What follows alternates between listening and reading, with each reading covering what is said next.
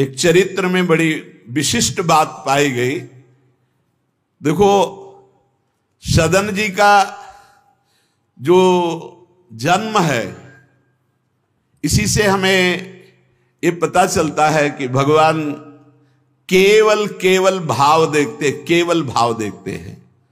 सदन कसाई ताकि नीकी कसियाई, जैसे बाराबानी सोने की कसौटी कसियाई है। जीव को न बध करें ए पे कुलाचार ढरें, बेचे मांस लाए प्रीति हरि सो लगाई है। गंडकी को सुत बिन जाने तासों तोल्यो करे, भरे दृग साधु आनि पूजे पे न भाई है। कही निस सुपने में वाही ठोर मुंह को देवो, सुनो गुण गान रीझो ही की सच्चाई। तुम्हें तुम्हारे पिता की कसम है, वीडियो को लाइक करो और चैनल को सब्सक्राइब करो। धन्यवाद। जहां पशुओं का वध करना एक स्वाभाविक वृत्ति है, निंदनीय किसी भी जीव की हिंसा करना निंदनीय कार्य है। देखो, पर कभी कभी ऐसे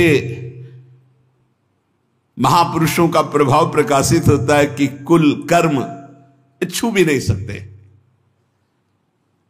सदन जी जैसे स्वर्ण कसौटी पे कसा जाए तो खरा निकले, ऐसे खरे महाभागवत थे। उनके हृदय में एक बार कुछ रिश्ते नातेदार आए, बच्चे ही थे, तो पिता एक छोटा बछड़ा लाए थे।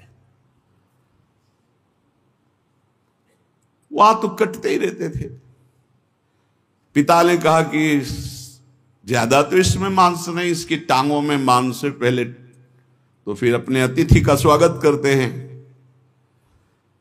सदन जी ने जब सुना, उसके पास गए तो लिपट कर रोए। बच्चे थे, बछड़े से, ऐसा ऐसा मेरे पिताजी कह रहे हैं तुम्हें काटा जाएगा, और ऐसे दुलार कर रहे थे।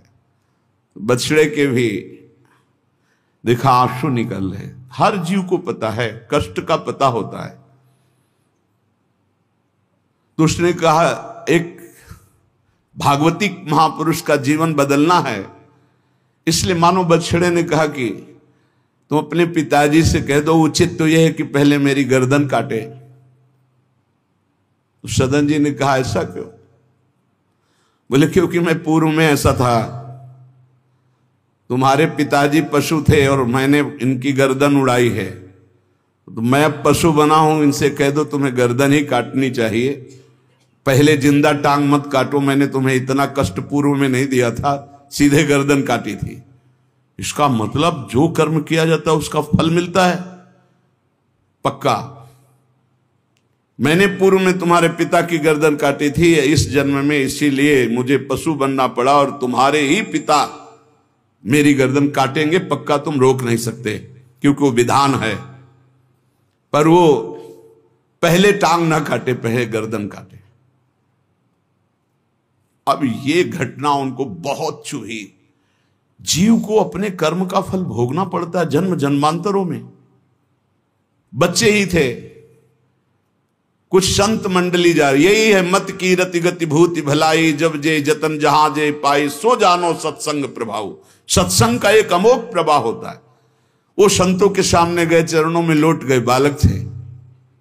संत जनों ने, उठो उठो बच्चे, तो रोते हुए बोले कि हर कर्म का फल जीव को भोगना पड़ता है, कोई ऐसा साधन है जिससे कर्म का फल ना भोगना पड़े और जीवन मुक्त हो जाए, जीव मुक्त हो जाए?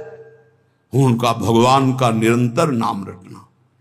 श्री हरि हरि नाम निरंतर रटे और स्वयं किसी जीव को कष्ट ना दे और संतों का संग करता रहे तो जीवन मुक्त हो जाएगा। बस छोटे से बालक सदन जी में बात बैठ गई, बस अंदर शुरू कर दिया, हरि श्री हरि श्री हरि श्री हरि। संतों की बात मान ले तो परम पद जेब में है। अब पिताजी जब तक रहे तब तक वो वध करते रहे जीवों का, लेकिन सदन जी ने कभी कभी किसी का वध नहीं किया। वो कुल परंपरागत मांस खरीद लाते और उसी को मुनाफा करके बेचते और परिवार का पोषण करने लगे। एक दिन ये रास्ते में आ रहे थे तो किसी साधु का बटुआ ढीला होगा तो शालिग्राम भगवान गिर पड़े थे।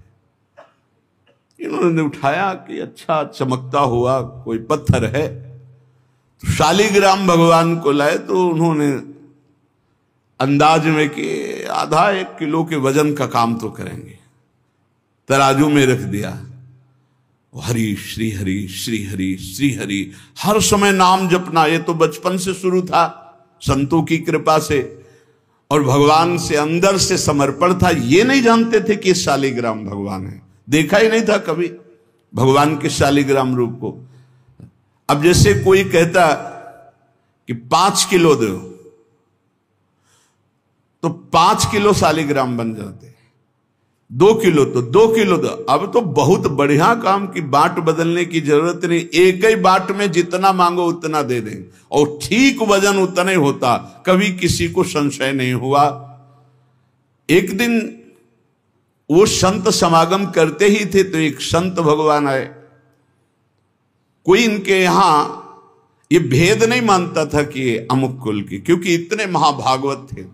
संतों के चरणामृत लेना, उनके पास बैठकर सत्संग करना, तो संत जन इनके यहां आकर के बैठते थे, इनके यहां आकर के थोड़ी देर भगवत चर्चा। बड़े उच्च कोटि के भाव सदन जी के प्रकाशित थे। तो एक संत भगवान ने देखा कि ये तो बड़े सिद्ध शालिग्राम हैं, इनमें तो चक्र का चिन्ह भी है और ये इससे मांस तोलते हैं।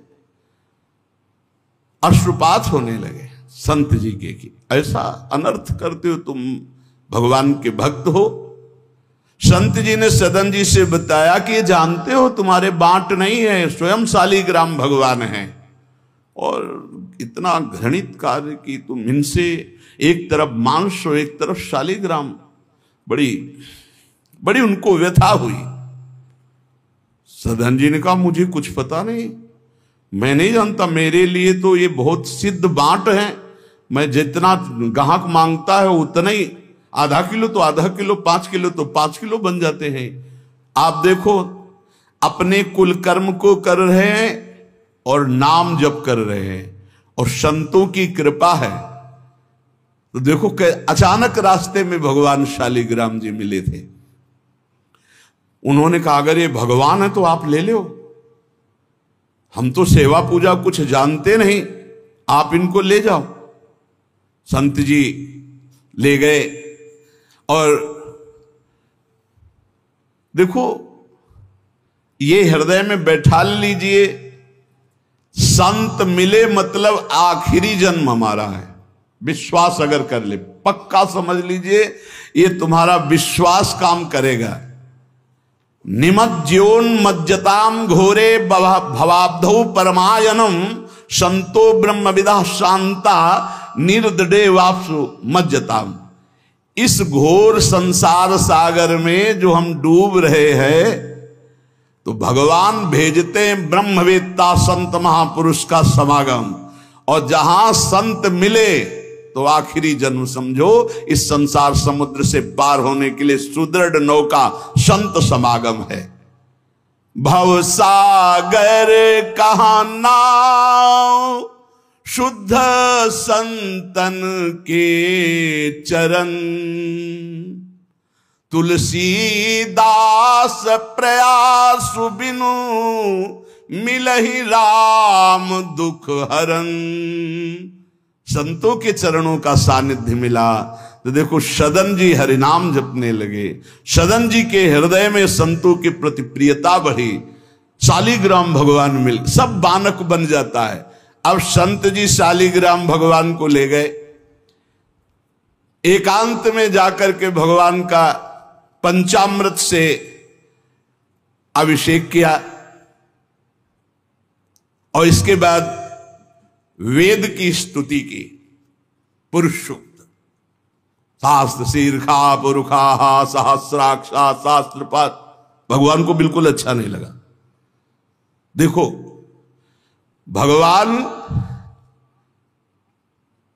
प्रीति चाहते हैं, सिद्धांत एक अलग होता है। इसीलिए कल हम ऊपर कुछ साधकों से कह रहे थे कि किसी भी साधक को ठाकुर जी में जिस रूप में आसक्ति हो उसको ठेस नहीं पहुंचानी चाहिए, क्योंकि पता नहीं कितना आसक्त हो, आप देख करके अच्छा चलो, ऐसे नहीं कभी वही ओहो धन्य भाग, कितने सुंदर आपके ठाकुर जी है, बहुत सुंदर, आप खूब प्यार कीजिए, क्योंकि पता नहीं वो कितनी गहराई से प्यार कर रहा है आप, तो उसका हृदय बहुत दुखी हो जाएगा। भक्त का हृदय दुखी हुआ तो आपकी उपासना में फर्क पड़ जाएगा। संत जी को लगा था कि कसाई कुल में जन्मे हैं, मांस का उधर पल्ला इधर ठाकुर, क्या अपराध कर रहा है उनको ऐसा, और बाहरी दृष्टि में लगता भी ऐसा ही है। तो कहा भयो जो पे बड़े कुलहू में जन्म भयो, जप तप नेम व्रत साधन अपार है।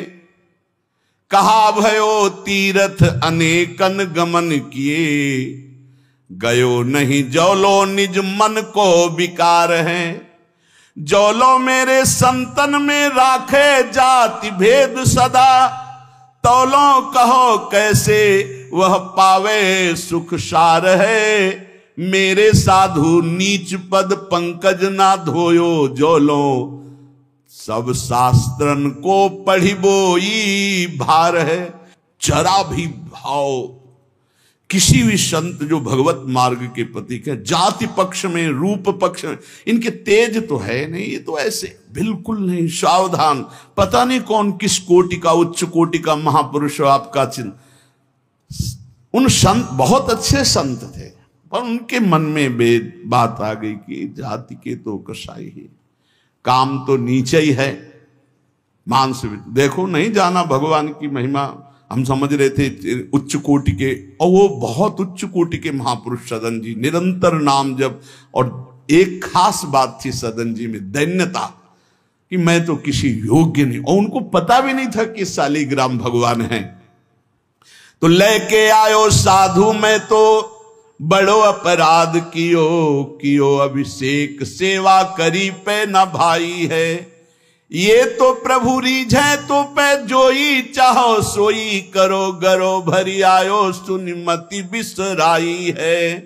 तेई हरि उरधारी डारी दियो कुलाचार, चले जगन्नाथ देव चाह उपजाई है। मिलो एक संग संग जात वे सुगात सब, तब आप दूर दूर रहे जान पाई है। संत जी ने बड़ा अभिषेक किया, वेद स्तुति की, भगवान को भोग लगाया, बड़ी प्रसन्नता से उच्च सिंहासन पर विराजमान किया। भगवान उसी समय आकाशवाणी हुई, ए साधु,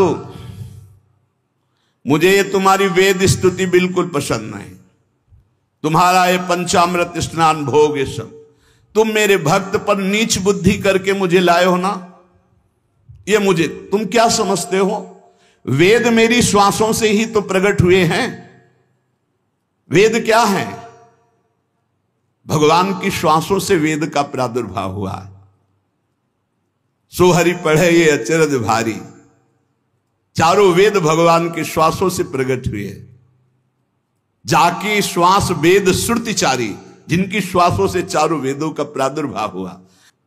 मैं वेद की स्तुति और गंगा जल से उतना प्रसन्न नहीं होता जितना मैं अपनेपन के भाव से, मेरे सदन जी हैं और मैं सदन जी का हूं, मैं बिल्कुल तुम्हारी सेवा से प्रसन्न, मैं अपराध मानता हूं कि तुम वहां से मुझे लाए हो। साधु जी यह बात सुनकर एकदम घबरा गए, शालिग्राम भगवान को लिया, दौड़ते हुए सदन जी के पास गए और गदगद स्वर में कहा, मैंने भारी अपराध कर दिया, ठाकुर जी को अप्रसन्न कर दिया। मैंने आपके प्रति भाव किया कि आप कसाई कुल में आपका अधिकार ठाकुर का नहीं है, इसलिए आप ठाकुर जी को नहीं जानते हो, आप ऐसा ये लो। ठाकुर जी अप्रसन्न हो गए हमसे, हमने तो पंचामृत से गंगा जल से सब अभिषेक किया, पुरुष सूक्त का पाठ किया, ले इस श्री ठाकुर जी को आप स्वीकार करो। विधि पूर्वक सेवा से ठाकुर जी प्रसन्न नहीं हुए, अपनेपन से ठाकुर जी को सबसे ज्यादा अपनापन, प्रेम भाव। सदन जी शालिग्राम भगवान अब जो देख रहे हैं वो दूसरा भाव है।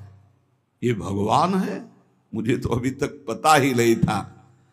साधु जी जब चले गए तो कहा अब तौलने के काम में तो नहीं, एक सुंदर नवीन कपड़े में ऐसे गले पे लगा लिए, ठाकुर जी गले पे डाल दिए। भगवान रीझते हैं भक्त की अपनेपन की प्रीति में, जो चाहे वो प्राप्त कर सकता है, सिर्फ अपनापन प्रभु को चाहिए। हम यही कहते हैं बार बार कि अपनेपन पे कुल्हाड़ मत चलाओ, विश्वास पर कुल्हाड़ मत चलाओ। साधना बने ना बने, लेकिन हमारे माई श्यामा जी को राज पार हो जाओगे, हमारी बात मान लो। श्री जी सिर्फ अपनेपन को देखती, सिर्फ अपनेपन को। अवगुण करे समुद्र सम गणत न अपनो जान, राय के संभजन को मानत मेरु समान। श्री सदन जी ने निज हृदय से लगाया और आंसू बहने लगे कि प्रभु मुझे तो आपका ज्ञान ही नहीं कि आप भगवान हो। आंसुओं से अभिषेक हो रहा, नाथ अभी तक तो मैं आपको जानता नहीं था, बड़ा अपराध हुआ, लेकिन आज मैं, जब आप हमें इतना प्यार करते हैं, जब साधु ने बताया कि मुझे भगवान ने कहा है कि मैं जितना सदन जी को प्यार करता हूं, उनकी मैं भावना से प्रसन्न, तुम्हारी सेवा से नहीं, उनको अद्भुत वैराग्य हो गया। बोले आज के बाद घर परिवार में ही नहीं रुकूंगा, अब केवल भगवान का होकर वैराग्य भाव से जीवन भगवान को समर्पित करता हूं। शालिग्राम जी गले में टांगे और कहा पहली यात्रा जगन्नाथपुरी, पहले जगन्नाथ जी के दर्शन करूंगा जाकर, पूरा जीवन अब भगवान के लिए। भगवान देखो कैसे कृपा करते। बचपन में संतों से उपदेश मिला, नाम जब शुरू किया, ऐसे उच्च कोटि के महात्मा के ऐसा कार्य करने पर भी सब संत उनके यहां जाते थे, और उसका परिणाम हुआ कि घोर वैराग्य युक्त होकर भगवान के अनुराग में घर से चल दिए। श्री सदन जी कुटुंब परिवार कुल व्यापार सब छोड़कर जगन्नाथ जी के दर्शन के लिए चले। कुछ दूर चलने पर यात्रियों का समुदाय दिखाई दिया जो जगन्नाथपुरी जा रहे थे, तो उनके संग हो गए। जब उन लोगों ने कुछ ने पहचान कर ली कि अरे तो कसाई कुल के हैं, और तो सब दूर दूर छूना भी नहीं चाहते थे। यही बहुत बड़ी चूक हो जाती है, जो भगवान को समर्पित हो जाए उसमें कभी जाति पक्ष ना देखे, नहीं बहुत बड़ी हानि हो जाती है। राजसूय यज्ञ में स्वपच वाल्मीकि को आदर सहित पवाकर पूर्ण यज्ञ करवाई भगवान ने। ये बात ध्यान रखना है, अपने जात अभिमान में आकर कभी किसी भक्त का अपमान न कर दे कि वो नीच कुल का है, ऐसा कुछ। जब ये देखा सदन जी ने कि ये लोग घृणा करते हैं हमसे, तो खुद अलग हो गए। सदन जी बड़े पुलकित है कि आज जगन्नाथ जी के दर्शन होंगे। एक जगह देखा गौएं पानी पीने के लिए लालायित हैं, तो एक आदमी बाल्टी से पानी निकाल तो गौओं को डंडा मारने लगा। सदन जी ने कहा क्यों, पानी क्यों नहीं पीने देते? तो बोले इतना गहरा कुआं है, घसीटने से हमारे हाथ दर्द होते, अपने घर के लिए ले जाएंगे कि इनको पिलाएंगे? तो उनका अगर आप कृपा करें कुछ समय हमें दे दें बाल्टी और मैं भरूं, तो बोले मुझे फिर कोई परेशानी नहीं। भर भर करके 2500 गाय थी, सबको पानी पिलाया। शाम हो गई, पानी खींचने में पिलाने में समय लगा, तो उन्होंने सोचा गांव में भिक्षा मांग लेते हैं और आज रात्रि कहीं एकांतवास कर लेते हैं, सुबह जगन्नाथ जी के दर्शन करेंगे। तो आयो मग गांव भिक्षा ले नई ठाव गयो, नयो रूप देखी को तियारी जी परी है, बैठो या ही ठौर करो भोजन निहोरी कहो, रहो निसि सोई आई मेरी मति हरी है। लेवो मोह को संग गरो काटो तो न होए रंग, बूझी और काटी पति ग्रीव पे न डरी है। कही अब पागो मोसो ना तो कौन तो सो मोसो, सुर करी उठी इन मार्यो भीर करी है। बहुत कठिन है वैराग्य लेकर भगवान के मार्ग में परम दयालु स्वभाव श्री सदन जी जगन्नाथ जी के दर्शन करने। रास्ते में एक घर में आवाज लगाई भिक्षाम दे। भगवान की लीला, एक स्त्री निकली भिक्षा लेकर, देखा रूप तो जो भगवान का नाम जप करते हैं, भगवान आश्रित होते हैं, उनका रूप अलौकिक होने लगता है। एक दिव्य आकर्षण होता है जो सबके चित्त को आह्लाद प्रदान करता है, क्योंकि आनंद स्वरूप भगवान का निरंतर चिंतन होता है। उसके प्रभाव से मुखाकृति में एक अद्भुत लावण्य, एक अद्भुत आकर्षण होता है। वो स्त्री ने देखा कि नवयुवक भिक्षुक तेजस्वी, वो रीझ गई, देखते ही रीझ गई, और उसने कहा कहीं मांगने की जरूरत नहीं, आप यहां बैठो और भोजन करो। सदन जी ने कहा हमें पाना तो है ही, जब आप पवाने के लिए कह रही तो पवा दीजिए। स्वाभाविक, क्योंकि अभी वैराग्य मार्ग में निकले। उस स्त्री ने प्रार्थना की, भोजन बना के पवाया और कहा प्रभु यदि आज रात्रि यहीं विश्राम कर लें तो आपको क्या, सुबह जगन्नाथपुरी चले जाइए। आपने उस स्त्री के विशेष आग्रह को स्वीकार करके उसके घर में शयन करना स्वीकार कर लिया। जब उसके पति सो गए तो रात्रि में उठ करके आई और आपके पास आकर बोली कि मैं आपको देख करके काम से पीड़ित हो चुकी हूं, अतः आप मुझे स्वीकार कीजिए और मैं सदा सदा के लिए आपके साथ के लिए चल दूंगी।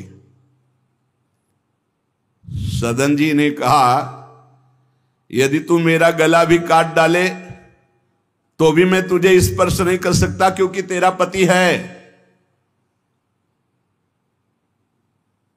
अच्छा, उसने गलत अर्थ ले लिया।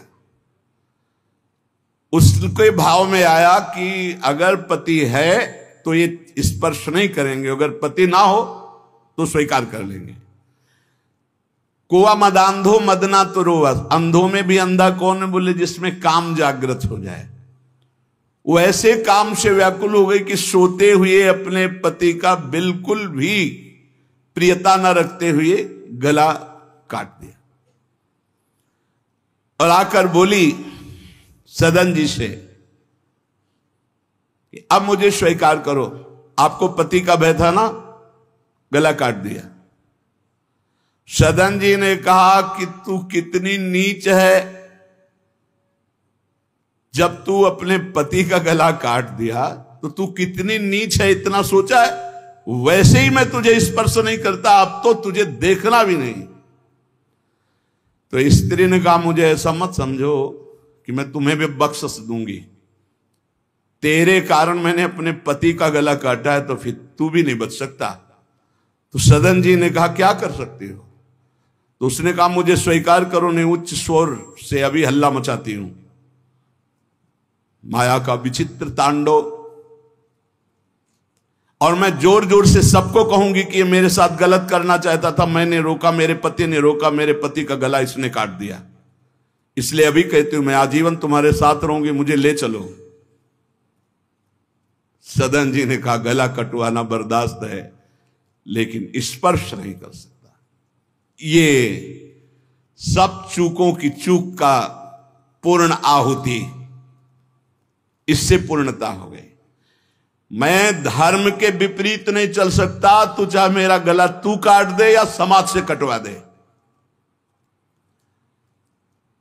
सदन जी भगवान के भक्त थे, उनके भोले भक्त होते हैं भगवान के, ज्यादा बुद्धि नहीं लगाते हैं, नहीं तो रुकना ही नहीं चाहिए था या उसी समय भाग जाना चाहिए था, भागना चाहिए था। वहां बैठ करके उपदेश नहीं, जब ऐसी घटना है तो भागना चाहिए था। जब वो कि प्रश्न करने के बाद जब सदन जी ने कहा कि तुम्हारा पति है, तुम ऐसा कैसा दुराचार पूर्ण भाव रखती हो, तुम मेरा गला काट दो तो भी तुम्हारा स्पर्श नहीं कर सकता। अब तो उसने देखा कि ये हल्ला मचा दिया, दौड़ो दौड़ो देखो ये ऐसा ऐसा। अब गांव के लोग इकट्ठा हो गए, तुरंत बंदी बनाए गए सदन जी। वहां कौन सुने सदन जी, कौन सुनता है, भीड़ में कोई सुनता है। कड़ा शासन बादशाह का था, उनके सामने पेश किया गया। हाकिम पकड़ पूछे कहे हंसी मार्यो हम, डार्यो सोच भारी कही हाथ कत डारी। कट्यो कर चले हरि रंग मांझ झिले, मानी जानी कछ चूक मेरी यह उर्धारिये।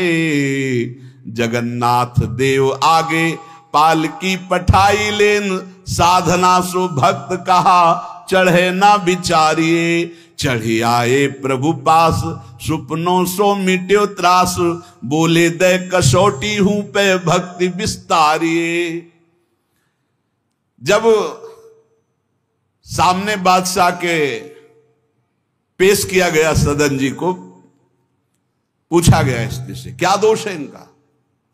बोले साहब ये हमारे प्रति गलत भाव रख रहे थे, मेरे पति ने मेरी रक्षा की तो इन्होंने पति का वध कर दिया, फिर मेरे साथ तो मैंने हल्ला मचा दिया, फिर ये बंदी बनाकर आपके सामने ले गए।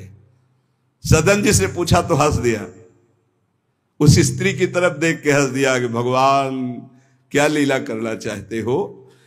और सदन से पूछा तुमने ऐसा किया, तो बोले जो ये कह रही वही सत्य है। उन्होंने विचार किया कि जन्म जन्मांतरों में हमारे कोई पाप हैं जिनका निस्तार भगवान करवाना चाहते, नहीं तो ऐसा क्यों लीला करते। उन्होंने कहा जो एक कह रही है वही बात मानी जाए। सहम गई स्त्री कि है क्या, वो भक्त को क्या जाले।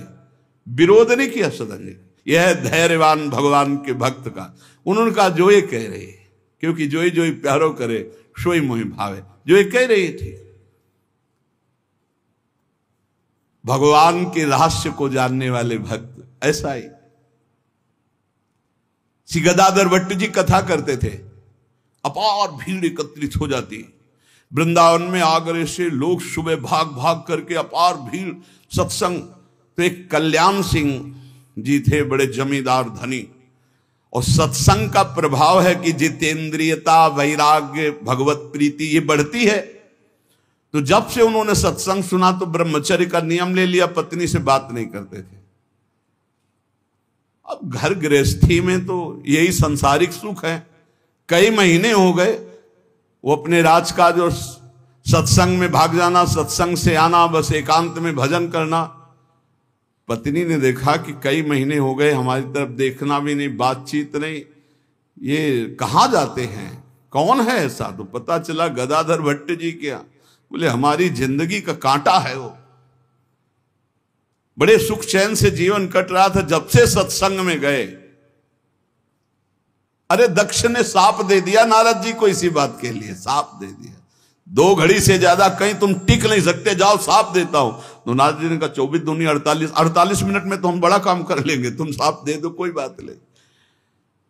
उसने सोचा कि मैं ऐसा मुंह काला करूं गदाधर भट्ट जी का कि कोई सुनने ही ना जाए, तो जब ये कथा नहीं सुनेंगे तो फिर हमसे प्यार करने लगेंगे।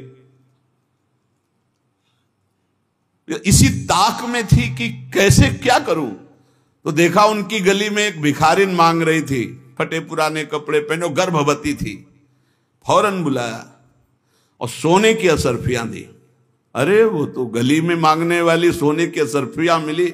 अरे मालकिन तो उनका एक काम है, जितना तू धन कहेगी तुम्हारे परिवार वालों को दूंगी, बस एक काम कर, तू जा करके कथावाचक जहां मेरे पति कथा सुनने जाते उनका नाम गदाधर भट्ट है, वहां जाके बीच सभा में कह दो कि वैसे तो रोज आते थे और जब से ये हो गया तब से आ नहीं रहे, इसका पालन पोषण कौन करेगा। बस वो समझ गई थी इतने में सब भक्तों की श्रद्धा खत्म हो जाएगी। गली गली मांगने वाली उसको इतना स्वर्ण मुद्रा मिल गई, वो फूली हुई गई और कहा पंडित जी, पूरी सभा ऐसे लगी थी, नजदीक जाके जब ये नहीं रहा था तब रोज आते थे, जब से गर्व रह गया तो आना ही बंद कर दिया, इसका पालन कौन करेगा? बोले बैठो बैठो, बहुत दिनों में आए, बैठो, जिसने गर्भ दिया वही इसका पालन भी करेगा, तुम चिंता क्यों करती हो? खुश खुश शुरू हो गई कि यार ऐसा बड़े त्याग वैराग्य, बड़े उच्च कोटि के महापुरुष गदाधर भट्ट जी बड़े त्याग वैराग्य की बातें करते हो, ये हालत है पीछे की। अरे कुछ लोग कहने लगे हम तो कहते ही थे, शोरगुल शुरू हो गया। और कुछ भक्त थे जो प्राण समर्पित किए थे, उन्होंने कहा ऐसा नहीं हो सकता, ऐसा कदापि नहीं हो सकता, कोई षड्यंत्र रचा जा रहा है।